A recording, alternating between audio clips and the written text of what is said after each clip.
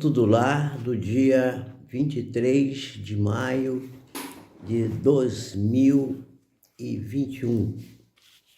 Estamos começando o nosso culto, elevando o nosso pensamento ao Senhor da vida, pedindo que as forças do bem envolvam nossos corações, envolvam nossas consciências, num mar de bênçãos, para que sejamos acomodados dentro das vicissitudes pelas quais temos que passar em nossas vidas. E que no dia de hoje, durante nossos estudos, nossas reflexões, nossos pensamentos e as nossas emoções, possamos estar amparados por Jesus, pelos bons espíritos, e que possamos bem aproveitar os ensinamentos que aqui serão relatados. Que assim seja, graças a Deus. Joana de Ângeles vai nos dizer que possuímos recursos inimagináveis que estão em germe em nossa alma, aguardando os teus estímulos.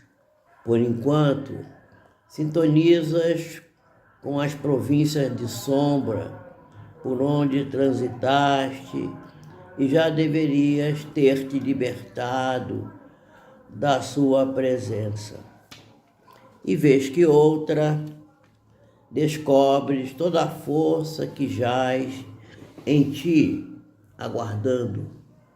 Jesus utilizou-se dos seus recursos para demonstrar a finalidade a que se destinavam esses recursos. Ele acalmou os ventos, devolveu ao mar a sua tranquilidade, liberou os obsidiados e restituiu o equilíbrio aos obsessores. Sarou enfermidades e recuperou doentes da alma. Multiplicou pães e peixes e alimentou espíritos esfaimados da verdade. Iluminou a terra e jamais se eclipsou. Possuís o Cristo interno, poderoso que é teu, mas o mantens manietado sem ensejar-lhe ação. Deixa-o espraiar-se através de ti. Ele é harmonia e tu estás desequilibrado. Ele é amor e tu és carência. Ele é claridade e tu és sombra. Ele é vida e tu te debates nos grilhões da morte. Com ele, agindo por ti, terás decisão para te negares aos pensamentos doentios que se transformam em tormentos e ações nefastas. És, antes de tudo, o teu mundo interior. É porque aí, no teu mundo interior, ele habita, todo te renovas e dás margem a que estuem as tuas potencialidades para a realização do programa de paz e de vida ao qual estás vinculado. Essa é a nossa lição de abertura. Nós vamos agora partir para um estudo que faz uma análise daquilo que se convencionou chamar de perdão. Vamos observar, o exame do perdão. Essa lição está no livro Estude Viva, psicografia de Francisco Cândido Xavier e Valdo Vieira. E os espíritos são Emmanuel e André Luiz. Então, no exame do perdão, é uma página que começa assim. Observemos o ensinamento do Cristo acerca do perdão. E se note que o Senhor afirma convincente: se o vosso irmão agiu contra vós, isso quer dizer que Jesus principia considerando-nos na condição de pessoas ofendidas e incapazes de ofender, e ensina-nos a compreender os semelhantes, crendo-nos seguros no trato fraternal. Nas menores questões de ressentimento, sujeitemo-nos a desapaixonado autoexame. Quem sabe a reação surgida contra nós terá nascido de ações impensadas, desenvolvidas por nós mesmos. Quer dizer, geralmente a pessoa age contra nós quando nós damos ensejo, quando nós provocamos essa reação. Nunca uma reação nunca sai do nada. É sempre alguma coisa que foi gerada por algum ato impensado nosso. Esse é o comentário que eu estou fazendo, né? Se do balanço da consciência estivermos em débito para com os outros, tenhamos a suficiente coragem de solicitar-lhes desculpas, diligenciando sanar a falta cometida e articulando serviço que nos evidencie o intuito da reparação. Se nos sentimos realmente feridos ou injustiçados, procuremos esquecer o mal. Na hipótese de o prejuízo alcançar-nos individualmente, então somente a nós, reconhecemos-nos igualmente falíveis e ofertemos aos nossos inimigos imediatas possibilidades de reajuste. Se, porém, o dano em que fomos envolvidos atinge a coletividade, cabendo à justiça e não a nós o julgamento do golpe verificado, é claro que não nos compete louvar a leviandade. Ainda assim, podemos reconciliar-nos com os nossos adversários em espírito, orando por eles e amparando-os por via indireta, a fim de que se valorizem para o bem geral nas tarefas que a vida lhes reservou. De qualquer modo, evitemos estragar o pensamento com o vinagre do azedume. Nem sempre conseguimos jornadear nas sendas terrestres, junto de todos, porquanto, até que venhamos a completar o nosso curso de autoburilamento no Instituto da Evolução Universal, nem todos renasceremos simultaneamente numa só família e nem lograremos habitar a mesma casa. Quer dizer, não vamos ter chance de talvez reencontrar com aquela criatura com a qual temos uma diferença tão cedo. É melhor que a gente Por isso Jesus aconselha que a gente se entre em acordo com o adversário enquanto estamos a caminho. Não deixa passar para depois, porque é pior. Dormir com a questão na cabeça e deixar para o dia seguinte só vai talvez causar mais dano. É melhor ser mal recebido, mas pedir perdão no mesmo dia. Sigamos assim de nossa parte, vida afora, em harmonia com todos. Embora não possamos a todos aprovar, entendendo e auxiliando desinteressadamente aqueles diante dos quais ainda não possuímos o dom de agradar em pessoa, e rogando benção divina para aqueles outros, junto de quem não nos será lícito apoiar a delinquência ou incentivar a perturbação. Essa página é a página que Emmanuel nos traz sobre o exame do perdão. Sobre o exame do perdão, ainda temos aqui um complemento dessa página, cujo título é Memorandos, que é do André Luiz, que é sobre o mesmo tema. Então diz assim: a balança do bem não tem cópia. A vontade adoece, mas ela nunca morre. Então, pequenos trechos para a gente meditar. Quem compensa o mal com o mal atinge mal maior. O amor real transpira imparcialidade. Quer dizer, o amor só pode ser verdadeiro se ele for imparcial. O sofrimento sempre acorda o dever. O remédio excessivo transforma-se em veneno. Somos todos familiares de Jesus. E nenhum enfeite disfarça a culpa.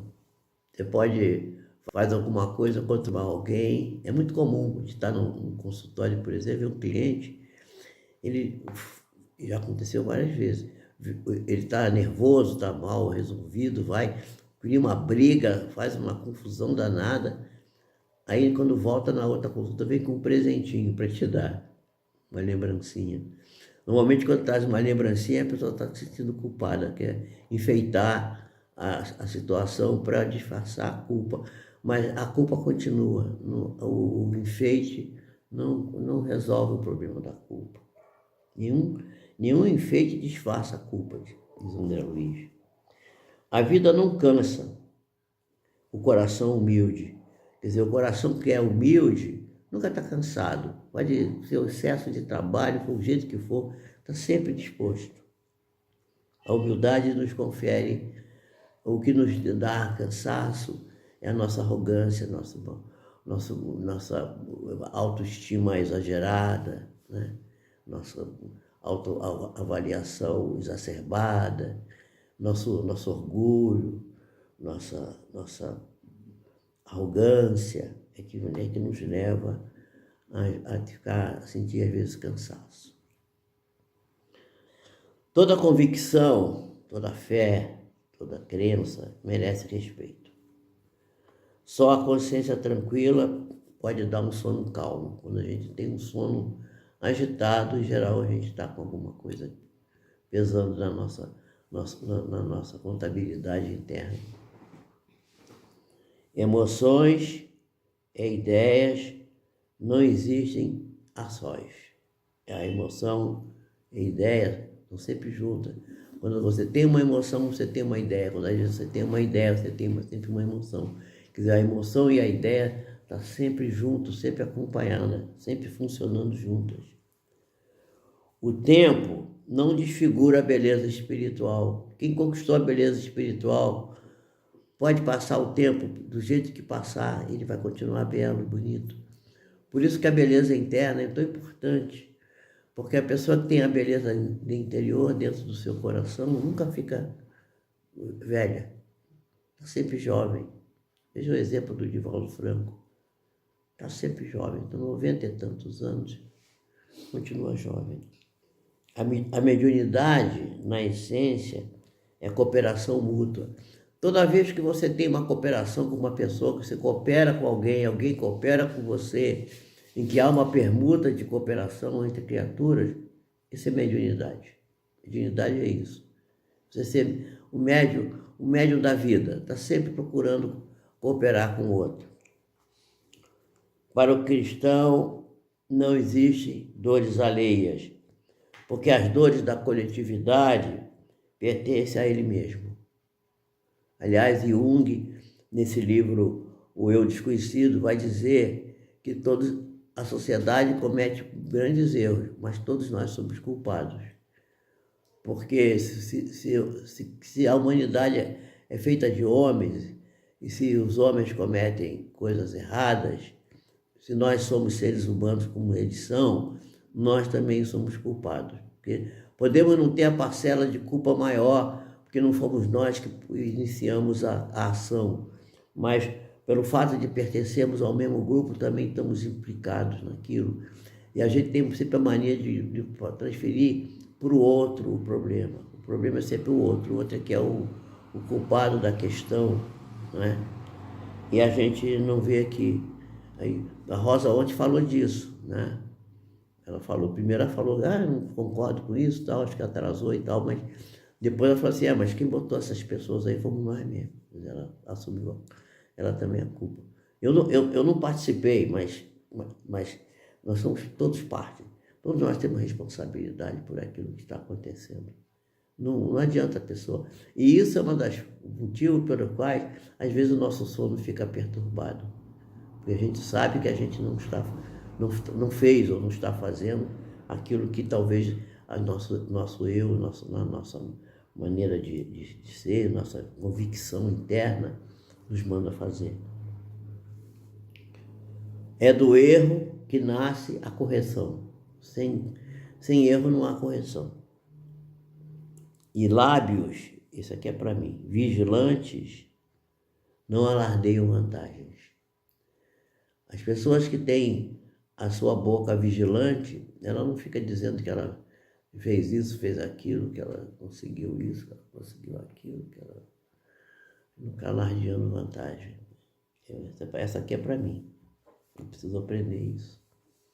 A gente não tem que estar dizendo que eu consegui fazer isso, eu consegui fazer aquilo, que eu sou o tal, que eu resolvi, que eu preciso que a gente tenha.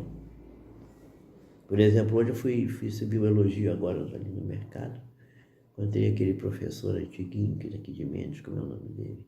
Nosso querido professor aqui de Mendes, que é historiador aqui de Mendes. Perto do Rondon. É isso, que é. Foi diretor do Rondon, foi professor do Rondon. Uma pessoa maravilhosa. Ele disse que ele me admira muito, que ele acha que eu sou uma pessoa muito importante aqui na cidade, que eu sou uma pessoa muito simples. Foi assim mesmo. Só está completamente equivocado. Mas tudo bem. São os seus bons olhos. Os bons olhos das pessoas colocam em nós coroas na nossa cabeça que às vezes nós não temos muito o direito de usar. Quer dizer, não é nossa. Não é direito nosso usar essa coroa, mas tudo bem. A caridade é o pensamento vivo do Evangelho. O pensamento vivo do Evangelho é a caridade. Qual foram os temas que nós estudamos aqui? Nós estudamos nessa questão aqui do perdão, estudamos o Evangelho segundo o Espiritismo, o capítulo 10, no item 13, e o Livro dos Espíritos, na questão 872.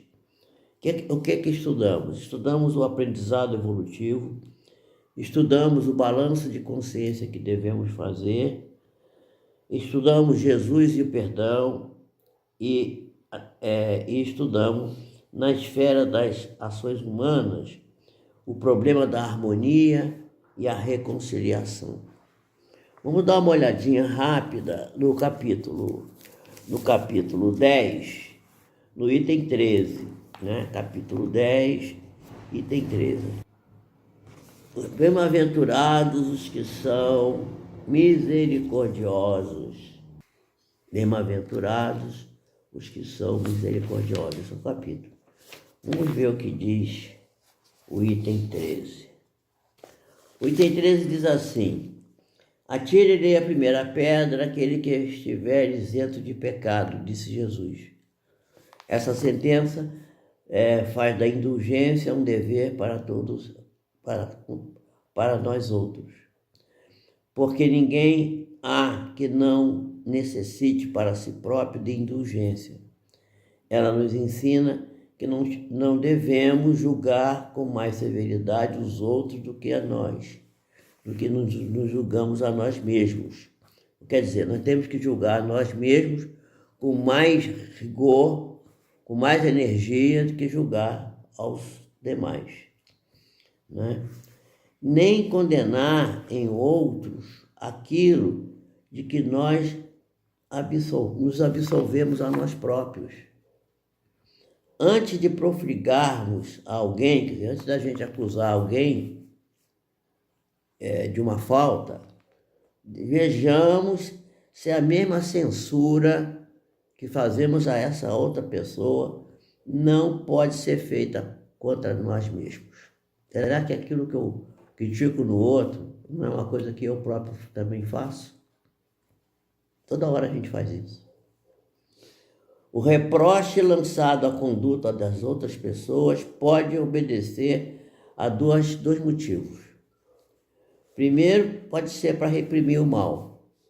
O segundo, pode ser para desacreditar a pessoa cujo ato a gente critica. Não tem desculpa nunca esse último propósito, quer dizer, desacreditar o outro. O primeiro pode ser até louvável e constitui mesmo, em certas ocasiões, um dever, porque um bem deverá resultar daí. Então, aí nesse caso, a gente tem que, às vezes, apontar o mal. A não ser assim, jamais a sociedade reprimiria o mal continuaria cada vez maior. Não cumpre, aliás, ao homem auxiliar o progresso do seu semelhante? O homem não deve ajudar o outro a crescer? Claro que sim. Importa, pois, não se tome em sentido absoluto esse princípio. Qual é o princípio? Não julgueis se não quiserdes ser julgados, porquanto a letra mata e o espírito vivifica. Foi isso que a gente acabou de estudar aqui, não é? Acabou de estudar aqui nessas lições aqui dos temas estudados. E no livro dos Espíritos, a pergunta 872. O que a pergunta 872 diz? A pergunta 872 é o resumo teórico do móvel das questões humanas, que vai falar sobre a questão do livre-arbítrio. O homem não é fatalmente levado ao mal. Quer dizer, o homem pode se dirigir ao mal, fazer o mal, mas ele não é fatalmente dirigido para isso. Ninguém nasce mal, né? Ou destinado ao mal. Isso aí era o karma da pessoa, era o destino da pessoa. Isso não existe. Não existe nada que seja ligado a essa questão de dizer que a pessoa nasceu para fazer o mal. Isso não existe, né? Então, Allan Kardec faz aqui um resumo teórico da razão das ações humanas, que é a pergunta 872, que eu acho que a gente tem que depois estudar isso com calma. Nós não vamos fazer, porque já estamos no final do nosso tempo, estamos já encerrando, e fica para uma próxima vez o estudo dessa questão 872, que é o resumo teórico do móvel das ações humanas. Quer dizer, o que movimenta, o que faz as criaturas movimentarem-se para fazer determinadas isto ou aquilo. Aliás, tem um livro que eu acho que é até seu, que é um livro que fala por que fazemos o que fazemos, é mais ou menos isso, porque repetimos sempre os mesmos erros. É uma coisa. Repetição. Repetição das mesmas falhas. Está dentro desse tema aqui, o resumo teórico das ações, resumo teórico do móvel das ações humanas. Por que as ações humanas, por que as pessoas fazem aquilo que fazem, por que realizam aquilo que realizam, qual é o motivo. Então, eu não vou ler, mas eu vou fazer fazer um resumo aqui da minha ideia do que trata disso. Está tratando da nossa capacidade ou da nossa incapacidade evolutiva. Quer dizer, o homem, por que o homem sofre? Por que há o sofrimento? Por que há a dor? Porque o homem é mau, porque o homem pecou, porque cometeu o pecado original, foi tirado do paraíso, foi lançado aqui nesse... Não, nada disso, isso tudo, completamente, tudo são histórias infantis que estão no nosso imaginário, mas que não tem nenhuma consistência real. A razão da dor humana é, primeiro, a imperfeição. Quer dizer, o que é a imperfeição? Não é que a gente seja criado perfeito e tornou-se perfeito e depois caiu no erro e ficou imperfeito, andou para trás. Não existe também isso. não existe evolução. A questão está respondida na pergunta 115 do Livro dos Espíritos, que diz assim: os homens os seres humanos foram criados simples e ignorantes. Quer dizer, sem ciência, na insciência, sem conhecimento de nada. E foram evoluindo gradativamente bilhões de anos para chegar, passando pelo reino mineral, passando pelo reino vegetal, passando pelo reino animal, até chegar no homem. Isso são bilhões de anos de evolução. E a evolução é feita na matéria, mas é feita também fora da matéria, no plano espiritual. E o princípio espiritual, o espírito, o princípio espiritual também evolui junto com a matéria. É uma evolução, por isso que nós precisamos da matéria. Porque a pergunta também que se faz: mas por que a gente precisa reencarnar aqui? Por que precisa viver nesse mundo tão difícil e complicado? Porque a gente precisa melhorar, porque a gente precisa evoluir. E se a gente evoluísse rápido, em linha reta, como Jesus evoluiu, por exemplo, né? Nós talvez levássemos 20 bilhões de anos. Nós já estamos talvez a 50 ou 100, não sei, não tenho noção desse tempo. E continuamos aqui, parado nesse momento onde estamos, porque nos falta a vontade, o desejo de dar o salto, de evoluir rapidamente. Não é o rapidamente pulando etapas, porque a natureza não dá saltos, tudo tem que ser passo a passo. Mas é preciso andar, e a gente não anda, a gente fica muito tempo parado. Muito tempo assim, a gente gasta muito tempo com coisa que não vai ajudar a gente, que não ajuda a gente a crescer, a desenvolver-se. Isso é do ponto de vista material, isso é do ponto de vista espiritual. Nós temos vários exemplos, né? Pessoas que demoraram muito tempo para acordar, para ver o que tinham que fazer na vida, para crescer, para evoluir, para melhorar, para ter uma vida melhor, né? Nós conhecemos aqui bem próximo de nós alguns casos e as pessoas ficam batendo cabeça, como a gente costuma dizer. Bom, comentários, alguém quer fazer algum comentário, Carolina? Não? Não gostou de nada? Não tem nenhum comentário. Não. Eu preciso sair do barco para ver o barco. É preciso sair do barco para ver o barco. Isso aí. É um bom comentário, tá aí. Continua, expande isso aí. Porque às vezes as pessoas ficam só presas a um pensamento, presas a uma única forma de agir, e aí ela não consegue. É preciso ela se afastar para ver o melhor ângulo para poder desenvolver Muito uma forma bem. Uma boa metáfora. de lidar melhor com aquilo ali, ou até de mudar aquela atitude. Isso. Muito bem, é verdade. Então nós vamos encerrar fazendo um agradecimento e fazendo a leitura desse texto aqui, que está do livro Filho de Deus, de Valdo Franco e Joana de Ângeles, Espírito. Então os pensamentos são como sementes. O pensamento é como uma semente que você vai depositando no solo da vida.